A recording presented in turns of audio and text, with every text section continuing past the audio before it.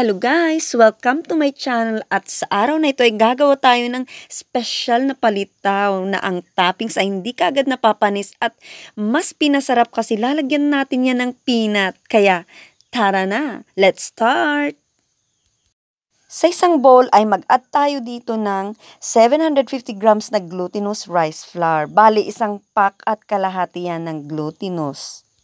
So, titimplahan natin yan ng tubig. Bali, 3½ cup ang ginamit ko dito pero titimplahan natin by installment.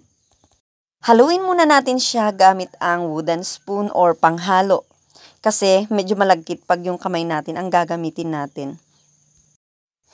Dahan-dahan lang ang pag-add natin ng water hanggang sa makuha natin ang tamang consistency gaya nito. Pag na-absorb na ang water at hindi na siya basa, ayan, sumamasahin natin yan gamit ang ating mga kamay. Guys, basta malinis ang kamay, walang problema at kami lang naman ang kakain nito. So ayan, maganda ang consistency at ready na tayong magbilog ng palitaw. So bago tayo mag-mold, kumuha tayo ng container at budburan natin yan ng glutinous powder para hindi dikit dito ang palitaw na gagawin natin. So, kumuha tayo ng glutinous mixture at bilugin natin siya sa ating mga kamay at ipa-flatten natin siya paoblong.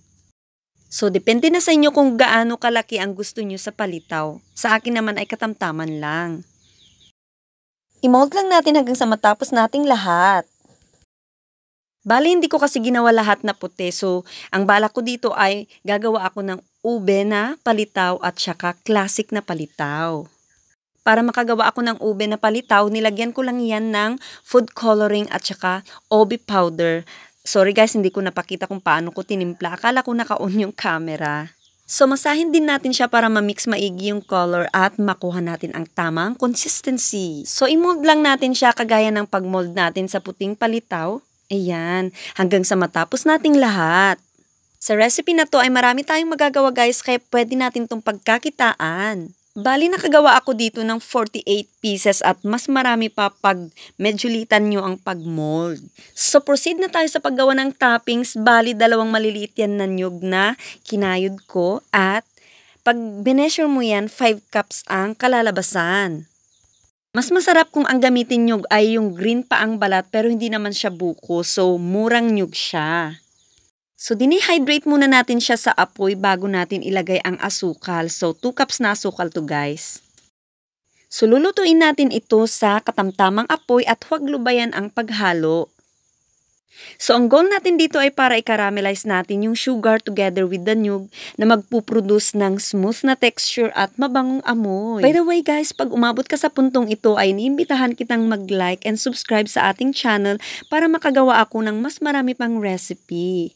Thank you so much! Pag bumango at medyo malagkit na yung sugar, ayan, nag-dry na siya, ready na ang ating toppings. Sa puntong ito ay nakapag-boil na tayo ng tubig na ating paglalagaan ng ating mga palitaw. So, ihulog lang natin ang ating mga palitaw sa tubig at normal na lulubog yan. Pero pagluto na yan guys, lilitaw yan gaya ng kanyang pangalan. Magfo-float siya sa ibabaw. Dito natin malalaman na luto na ang ating mga palitaw. Pag nag-float, huwag ka agad hahanguin. So, magbigay pa tayo ng at least 1 minute or more na extension para talagang smooth siya at lutong-luto. So, habang hinihintay ko yan, ang ginagawa ko ay yan, pinapainot ko muna yung toppings kanina kasi merong possibility na medyo mamuumuo dahil sa sugar. So, hayan, hanguin na natin ang ating mga palitaw at i-coat natin siya sa ginawa nating toppings. Medyo hindi ko naisip guys at inuna ko yung ube kaya nagkulay ube yung tubig. So, pag kayo ang gagawa, unahin nyo yung puti pero hindi naman affected yung puting kulay. So, yung mga hinango natin ay diretso natin siyang i-coat guys kasi mahirap nang mag-coat pag hindi natin ito ginawa. So, habang nagluluto, i-coat na natin yung ating mga hinango. Paulit-ulit lang ang ating procedure hanggang sa matapos nating lahat iluto at i-coat. Ang kinasanayan nating palitaw ay yung kino-coat sa fresh na coconut. Pero, pag gusto nyong mas tumagal at ma-enjoy nyo ang palitaw hanggang kinabukasan, iluto nyo ang inyong toppings gaya ng ating ginawa. At dahil sa hindi kagad napapanis ay perfect itong pang business at sigurado akong papatok kasi masarap naman talaga. At budburan lang natin yan ng roasted na peanut, bali half cup ang ginamit ko dyan. At ang ganda ng combination ng ube at saka classic. Ayan, ang sarap i-partner sa kape, guys. At kung balak nyo itong gawing negosyo ay iyan, ilagay lang natin siya sa bilao, by order, or ayan, yung gaya nitong ginagawa ko, nilagay ko siya sa tab. Ayan. So, depende na sa inyo, guys. At kailangan nating gawing presentable para talagang mabenta. Paki-check na lang ang complete list ng ingredients sa description box. Salamat sa panunood. Until next time, bye-bye!